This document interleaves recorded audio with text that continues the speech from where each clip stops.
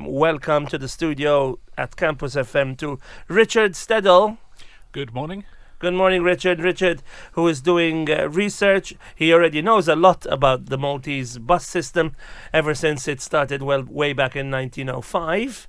But he's doing a lot more research and is actually now based in Malta and is working with the Malta Archives. Yes, that's correct. So when I was last here 2 weeks ago, we covered how I kind of sort of got into Malta's buses and how I came to be working for the National Archives of Malta. So this week I thought we would literally just sort of go back to the beginning, and we would look at Malta's very first motor buses, which arrived around about 1905. It sounds good. I'd like to also welcome our international listeners listening in thanks to the international websites that broadcast Campus FM, including our own. So hello, international listeners, who some of whom are friends of Richard's friends. So thank you for inviting them to listen. And I think it's going to be a very interesting subject, not just for us Maltese listening in here from Malta and Gozo, but for a lot of bus fans around the world. Because the Malta bus story, like all the history that we discussed with Paul in the last few months, the trams, the trains, they came in the UK and they came to Malta when Malta was part of the British Empire. So it's kind of, there's a relationship between Malta and the UK when it comes to those forms of transport. But when it comes to buses, there's also a relationship with the United States, because some of these vehicles have chassis and engines which come from America, and the net is much wider for Malta's relationship with these kind of vehicles than it is just with the UK. Also, I'd like to remind our listeners that for more information, they can look up the Malta trains. There are some Facebook pages. Yes, you have the Malta Railway, Malta Railway Plus, the Malta Tramways, and the Malta Railway Foundation. Plus, Richard will tell you about another page related to the buses as well. So the Malta Bus Archive. The Malta Bus Archive. Malta Bus. So these are all Facebook pages. Yes. Fantastic. I'll try and later on I'll put links maybe to some of these pages on the Campus Brunch Facebook page. But let's go back to 1905. Let's switch the time machine on. And Richard, through your research, are going to take us back to the beginning of the first bus arriving in Malta. Must have been quite a not a shock, but quite a big thing amongst the population that had been used to. Okay, they had seen trains, and I think there were trams already in Malta by then. And they had already started seeing omnibus. The omnibus pulled by horses. Yes. I was going to say that's what I was going to sort of start off with, is the fact that although the first motor buses we're looking at about 1905, since about the 1860s there had been the horse-drawn omnibuses. I see. So they were, I suppose the best way to describe them were the horse-drawn kerosene on steroids. You know, instead of it being just one horse. And like a kerosene type thing, sort of carrying or the driver and about 5 people. Yes. The horse-drawn omnibuses were at least 2 horses, occasionally maybe even 3, and they would have carried probably around about sort of 16 people. Wow. In a kind of sort of a much larger horse-drawn vehicle. So did these omnibuses, they started, for example, in the UK a few years earlier, and then it kind of came to Malta? Yeah, it was something that had been in a number of places, not just the UK. They had the stagecoaches in America, right? Yeah, and that's the Wild West time.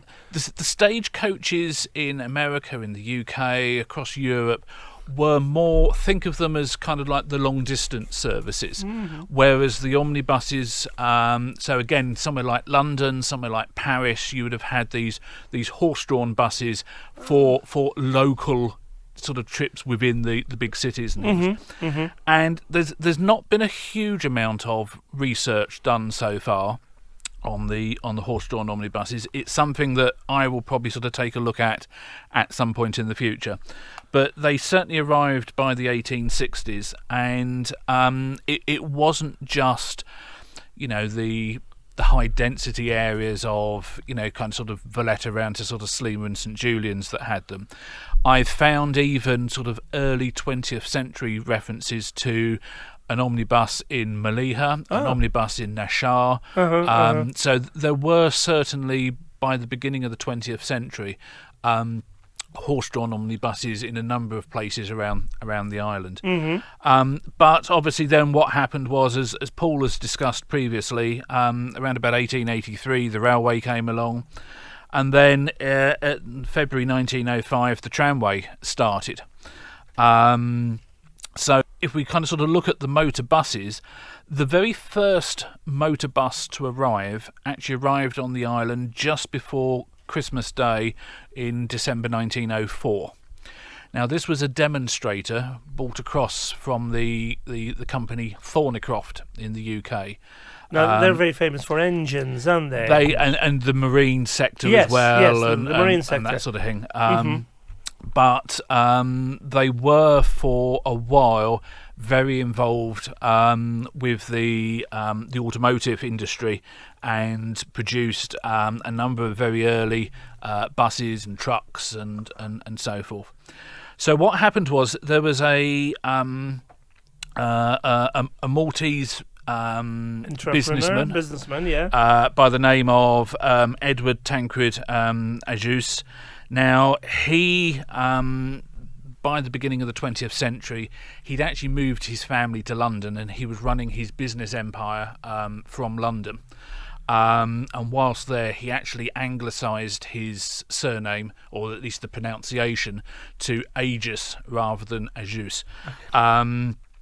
But his wife's brother, his brother-in-law, was a gentleman called Major Muscat from the King's Own Malta Regiment, and he ran the business empire from the Maltese end. So between them and several other of their business people, again, and many of them were ex-military, they set up this consortium to look at running a motor bus service. And what they did was they approached Thornycroft in the UK, and Thornycroft sent out this very early bus with a technical engineer who came here for a number of months. And what they did was they drove the bus around the island, trying out the concept. Bearing in mind, obviously, we're talking about, as I say, 1904, very early 1905. By modern day standards, the technology was very, very basic. Engines that were unreliable and were not very powerful, brakes which were very simple, very, very simple suspension and things. So it was would this new form of technology, a petrol powered motor bus, would it be able to cope with Malta's roads? Would it be able to cope with some of the gradients in Malta? So they drove it around the island in a number of things, and we're very lucky that the company employed or commissioned the famous photographer Richard Ellis to take some very formal photographs, which the glass plate negatives survive in the Ellis Archive to this day, with under the stewardship of Ian Ellis these days, and we're lucky that these photographs survive. They are pin sharp quality. Oh wow! And therefore the detail that can be got off of those about these early vehicles and things is quite amazing. So it's a case of, as I say, this demonstrator arrived, and in March 1905, these Ellis photographs were taken up at Rabat in the area of Saaya. There's a rear end photograph of it sat on quite a steep hill, and then there's a front photograph of it kind of sort of parked up, and it's from that kind of sort of those couple of photographs, it's amazing, as I say, the detail that because surviving records of how these vehicles were put together and things don't there's not many records around at all. No. So, for example, from the rear end, what you can see is that the drive for these vehicles, think of it almost like a motorised bicycle, in as much that the engine was connected to a large chain, which then the chain went to a large cog on the rear axle. And it's that then powered. Okay. This is from the era when even cars still had tillers instead of the steering wheels. To a certain some extent, cars. yeah. And what we've got to remember is that when this motor bus arrived in December 1904 and was, as I say, doing the demonstrations in the first months of 1905, probably the number of motor cars on the island was probably still in single figures. Yes, there absolutely. were so few. I do know cars for a around fact that there were only, like in 1905, there was an Armstrong Sidley or a Sidley and the Cadillac, I think. David Arrigos owns them now. Yeah. I mean, it's just and there may very have been, few. That's just it. There may have been one or two others around, so they would have been. One of the photographs, the rear end photograph, shows a few of the locals, kind of sort of stood there, half posing, half kind of sort of looking at this vehicle, probably wondering exactly what it was and things. Didn't they call them Paul the carrozza tannar, like the fire, yes. the fire vehicle? Yes. Yeah, I've seen that reference of the fact that because of the smoke that used to sort of come out of the smoke. And sometimes there was also a spark. Yes. Or what's it called? A backfire. Backfire. Yes. But one thing that did come out of this very first vehicle was the layout. It wasn't, as you sort of see buses these days, of a couple of seats either side and a corridor down the middle. Okay. Gangway down the middle. It was rows of bench seats, each slightly higher than the other. Now, in the UK, that early style of bodywork was known as a char-a-banc, and it came from the French as well. Yeah. But I think that is why, for many, many years here in Malta, all motor buses were known as char-a-bancs. Taken from the English, because that's taken from the French. Despite the fact that, other than that first demonstrator, none of the buses here were to that char-a-banc layout. But I think the name stuck. The name stuck because of this very first. The very first one was incredible. So because it went on to become the name of a very popular Maltese television program as well, which was all about interviewing different types of people, the kind of people you'd find on a bus.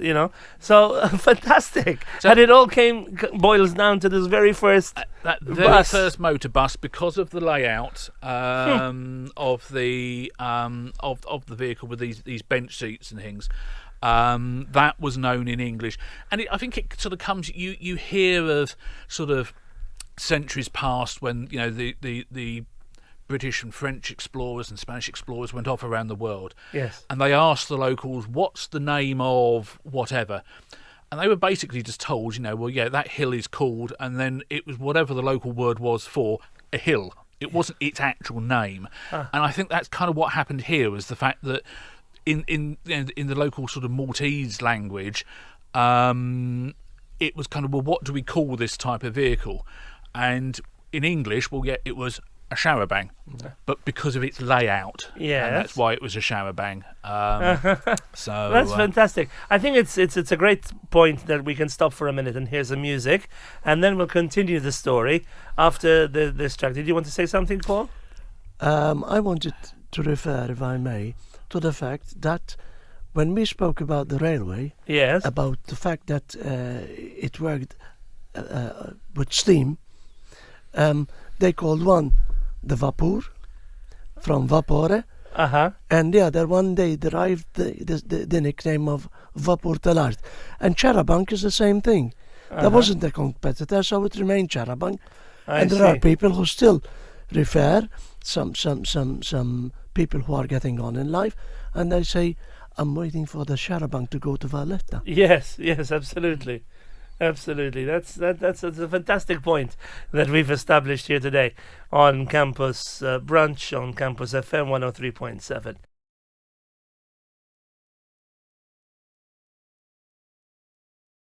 On Campus FM 103.7, also available on DAB and on the University of Malta website. We're live around the world, and we are talking to Richard Stedall, who is a researcher into the history of the Malta Bus, and he's working with the National Archives of Malta at the moment. The project you mentioned last week, Richard, can we give it another mention? There's a specific project. Yes, so it's the Memorja project, which is an oral, sound and visual archive. There will be a project-specific website which will be available hopefully in the next month or two. We're just putting the finishing touches to it now. And the Malta Bus Archive sits within that as one of the themes that we're covering. Exactly, because it's not just buses, the four wheels and an engine and some seats and those amazing, unique to Malta bodies that are built on top, but it's the people who were associated with the whole bus industry and all the passengers.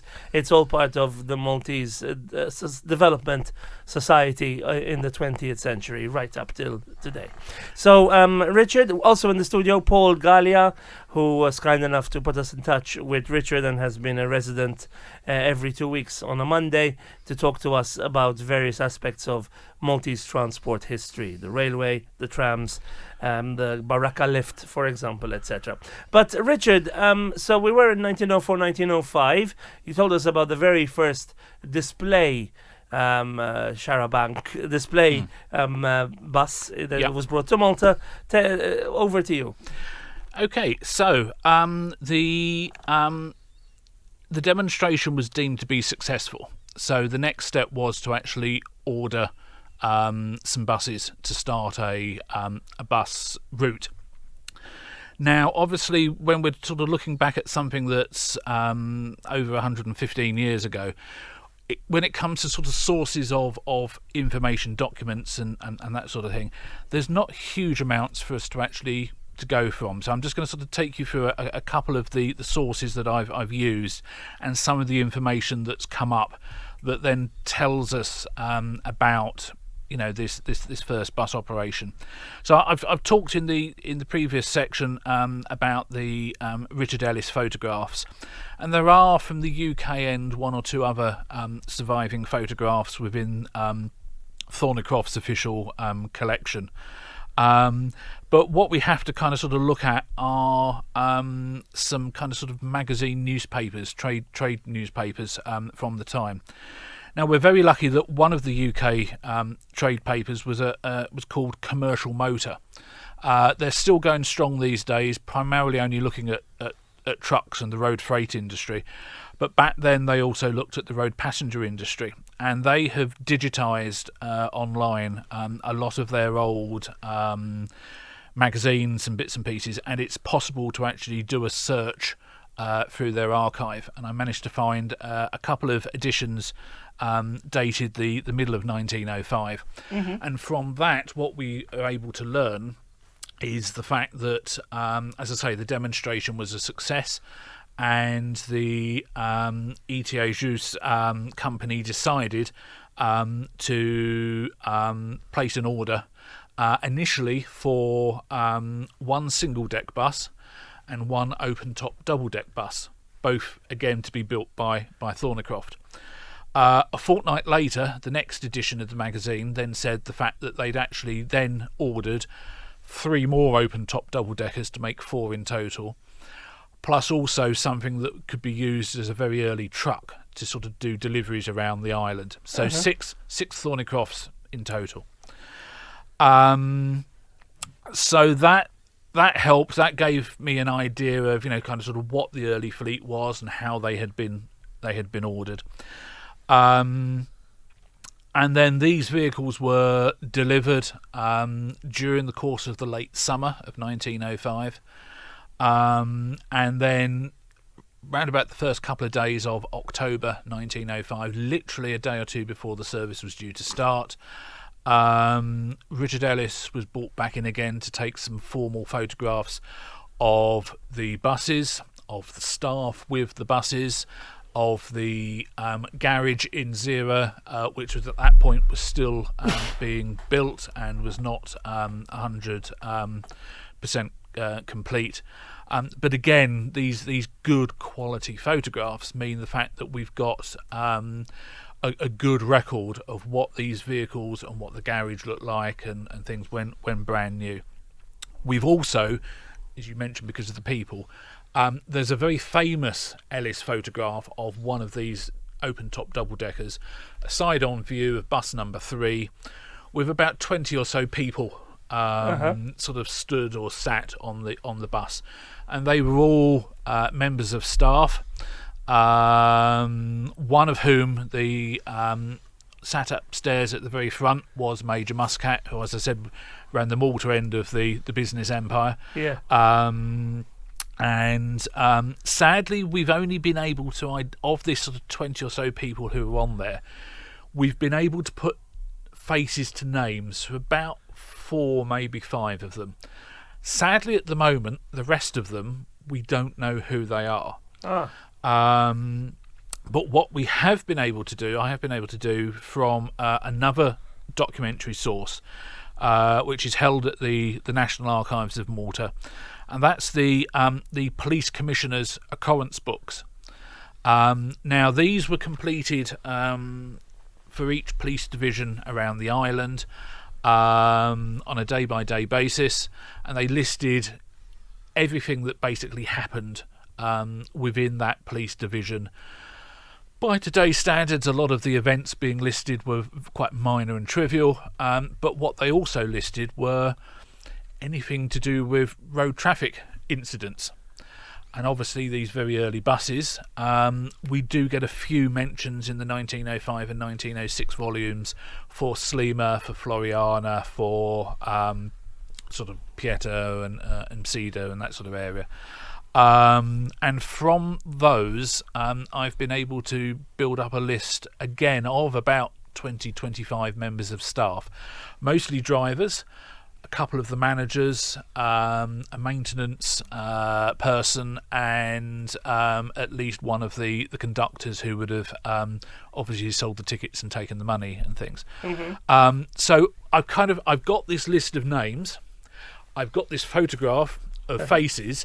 It's trying now to tie the two together. And what we can do is make available the list of people that I've been able to find so far who worked for the company. And if there are any modern day descendants, I would really love to hear from you. Because it's a case of what would be great would to be able to put a face to a name on that photograph, mm-hmm. but also what I'm trying to do is for as many people who worked in the industry as possible is build up a basic biography. What was the person's name? When were they born? When did they die? What did they do in the industry and when? That sort of basic thing. So mm-hmm. It would be great to kind of sort of hear from anybody who recognises a great-grandfather or possibly even great-great-grandfather who was involved in the bus industry in 1905. Mm-hmm. So that's I love the way that this research is being done so professionally, so meticulously, and it's all about as we said, not the history, simple dates and machinery and this happened and that happened, but trying to identify people, making it all about humans, people. Paul? It is all an exercise, a good exercise. And this is what I like about this project Memorja and all the work that the National Archives are doing, especially Richard. All the time I've been here, I always talk about the social life. Mm-hmm. Because during this period, there was also the changes that these vehicles started bringing in to Malta. They were making Malta smaller in a way, making it easier for... But at the same time, they started creating jobs new jobs. Of course. There weren't any buses before. So now these buses needed somebody to operate them, to drive them, maintain them. Yes. This was part of this. This followed exactly nicely and fitted very, very nicely into the mechanized revolution that started also in Malta.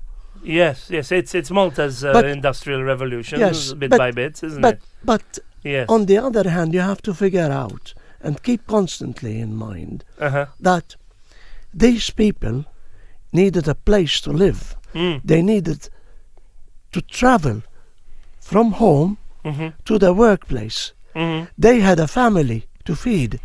So it's a great chain work as far as the way it was affecting the lifestyle in Malta, the social life. Indeed. Now, Richard, do you have more to tell us today, or shall we adjourn till the next meeting? But we can we have plenty of time if you want to tell us some more. I've got plenty more to tell you about these early buses, so I'm quite happy to continue. Let's hear something from the band Sky from the early 80s. Ironically, it's called Watching the Aeroplanes, which is not about buses or trains or rails, but aeroplanes, another form of transport. We'll have to talk about one day, once we're finished with the bus story. We'll talk about the first aircraft in Malta and seaplanes, etc. So we'll talk about the aeroplane in the future. For the moment, we've got quite a few weeks to look forward to talking about the Malta buses with Richard Stedall and Paul Galea. But first, Sky.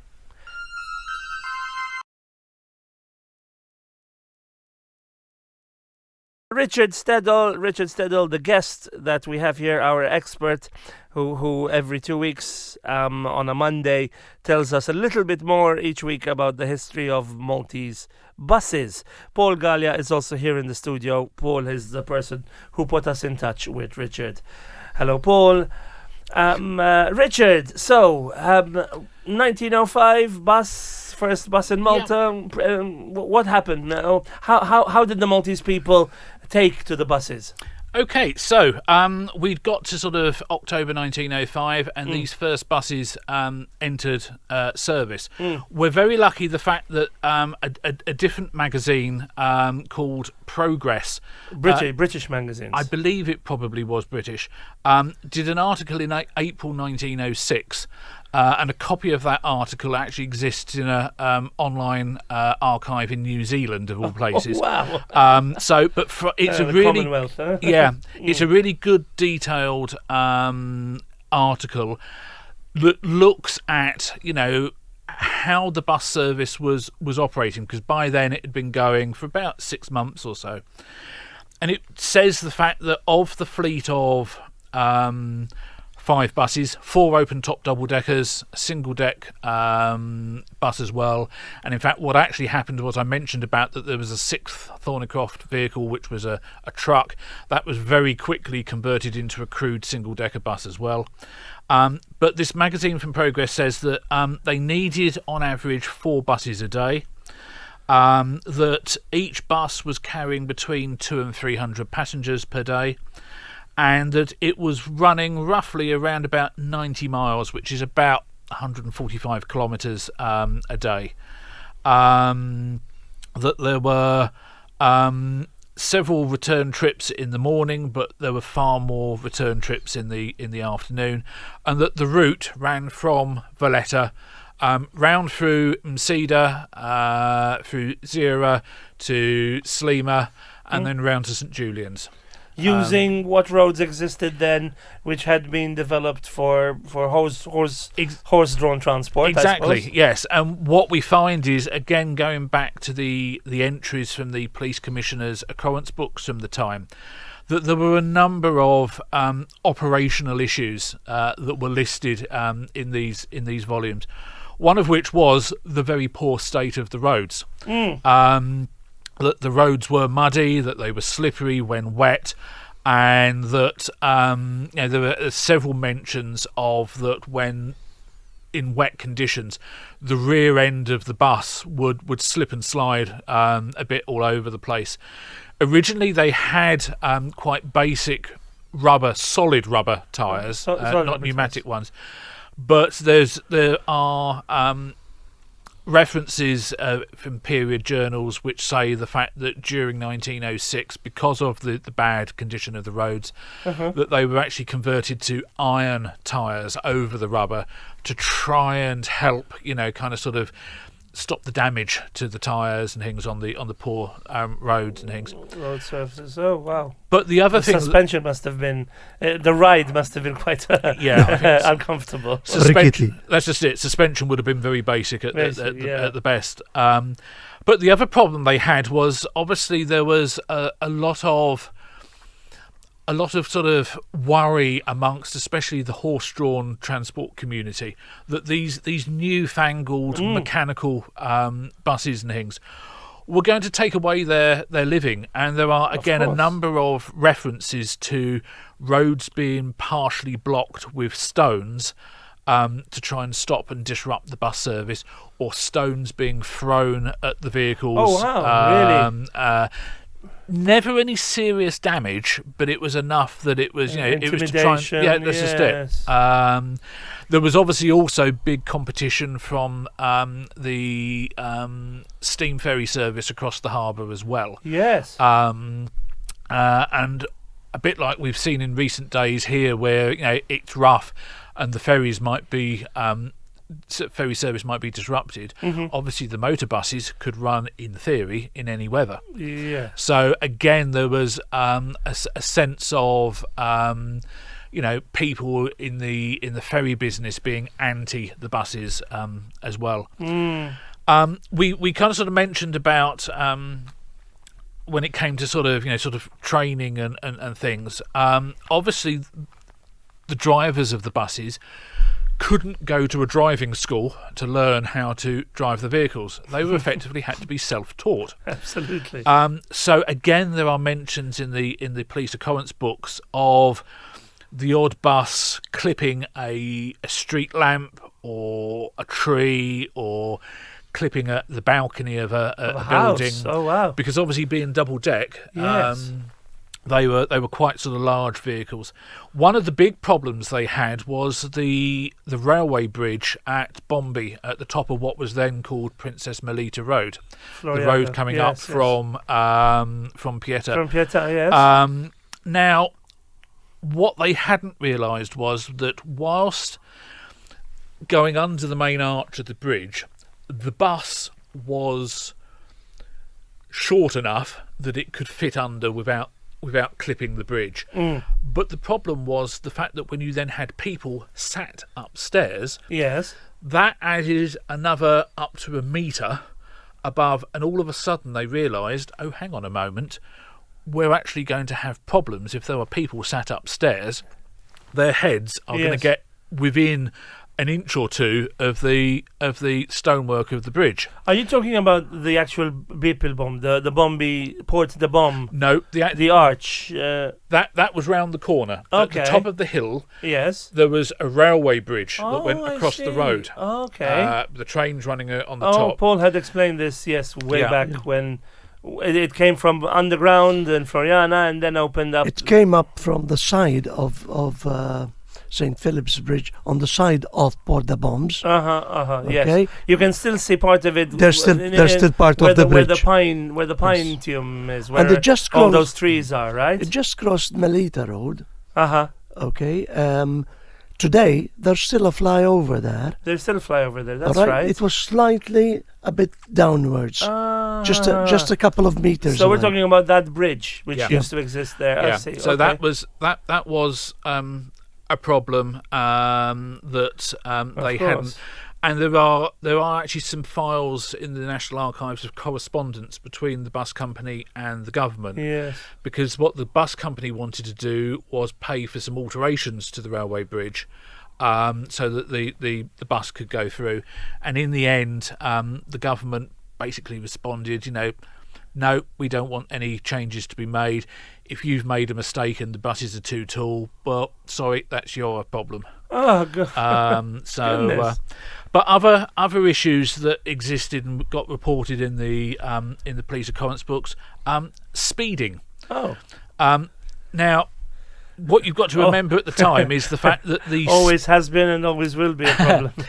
Yes, other than the fact that at the time the speed limit was set at 5 miles an hour, about 8 kilometres an hour, so not that much faster than walking pace. No. So when we talk about speeding, it might be we're talking about, kind of sort of 15 kilometres an hour or something, so still very slow. Yes. But it was, kind of doing twice the speed limit. So, Oh my goodness. They were very strict. Yes. We didn't have any of that thing. I've read somewhere about how in some countries there was a law for quite a while that somebody waving a red flag had to walk in front of a vehicle, to say it was coming, basically. I've not come across any any reference to that here. So not over here. Not as no. far as I know. I haven't come across it either. One final sort of thing from the police occurrence books was a mention on the 10th of February 1906 of the first fatal accident involving a bus. What had happened was one of the buses had been taken out from the garage, basically to be sort of driven around the block. They'd been doing some mechanical work from it, and as well as the driver, a couple of other members of staff had kind of sort of just gone out for a ride round to check how the vehicle was running. When they got back to the garage, one of the guys hopped down off the bus, and the bus being brought back into the garage was still moving quite slowly, but he managed to get in between this moving bus and a bus that was parked up, and was sadly badly injured, sort of semi-crushed, and died later that day in hospital. So sadly, as I say, we even find reference to the first fatal accident for the bus industry. Oh dear. But so there were quite a few problems, and what we found is that by the end of 1906, the bus service had actually stopped. They decided in the end that it just wasn't worth it. 1906, we say. Yeah, so within about 14, 15 months of starting the service, yes, it had stopped. Oh, goodness. Sadly, there don't appear to be any surviving records from the company. Now, I mentioned Edward Tancred Agius. His great-grandson Peter, the family is still in the UK, and he's been a huge help to me. But he's been talking to other branches of the family, of the Agius family and of the Muscat family, trying to see was there any surviving documentation that mentioned the buses. Sadly, no, there doesn't appear to be. What we do know is that the garage that was built was continued to be used by the company, but for the servicing and hiring out of motor cars. Yes. And during the Second World War, there was a family called the Grishti family who were living and managing the garage. They were living at the garage and they were managing it for the company. Their father had been one of the very first bus drivers back in 1905. So that's how the family kind of got in. One of the brothers was a really keen photographer and took a whole load of photographs during 1916 in and around the garage. And we know that at the time, at least 2 of the buses were still around, although it looks as though they were 2 of the double-deckers that had been rebuilt to single deck. We don't know exactly when and why and things. But yeah, there are 2 of these vehicles. But what happened to them after that, we just don't know.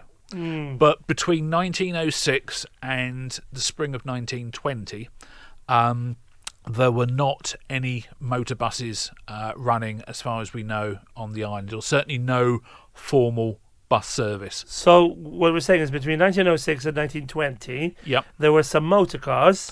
There were motor private motor cars. There were a few motor lorries, and especially during the First World War, quite a few military motor lorries, motor ambulances, and that sort of thing. but no motor buses. No motor buses. The Maybe some people tried to use their own private car as a taxi. Possibly there would have been. Again, it's not an area I've looked at really yet. Mm-hmm. The horse-drawn omnibus service was still going. Uh-huh. There were obviously still hundreds, possibly even over 1,000 of the horse-drawn carriage and cabs and things. The trams, the railways, the ferries. Yes. But no buses. Oh wow! And then 1920s. Spring 1920, things started to change, and what we'll do is, in the next session, we'll then look at, during the 1920s, how the Malta bus industry reinvented itself, and eventually, by the end of the decade, saw off the railways and the tramways, which Paul's discussed in the past. Okay, but to conclude, so how many buses, these double-deckers that existed in 1905 and 6? So there were four open-top double-deckers and 2 single-deckers. And if we ever had to have a transport museum, a national transport museum in Malta, we should really have at least a replica of one of these buses. Would it be possible to be built? Would there be any blueprints, or would we be able to look at these photos and the photos recreate? Probably would probably help. In one of the documents to do with the access through the bridge, there is actually a very basic diagram that says here's how high the vehicle was, here's how wide it was. But with the skills that are still here in Malta when it comes to building and rebuilding old classic Maltese buses, yes, I am convinced of the fact that if someone was to go to one of these skilled craftsmen with enough money and basically say, I want you to recreate this, they would be able to. Do you think they'd be able to locate an engine as well, maybe from the UK or something? I very much doubt it. UK, but possibly. But it's a case of, again, we're looking at kind of sort of 1905. There were not that many engines built. So quite how we would go about that, I don't know. Some obscure corner of someone's collection, maybe. But if anyone wants to find out more about the 1905 operation, and especially about the people who were behind it, on the Malta Bus Archive YouTube channel, and if you just go to YouTube and type in Malta Bus Archive, and it'll take you to the channel, there's about a 40-minute video lecture I did last year, which looks at quite some detail, and it includes a number of the Richard Ellis photographs and things. So if you go to that, you'll be able to see in quite some detail what I've been talking about today. I'll place the link on the Campus Brunch Facebook page. Thank you. Richard, thank you so much. See you in 2 weeks, and we'll continue from 1920.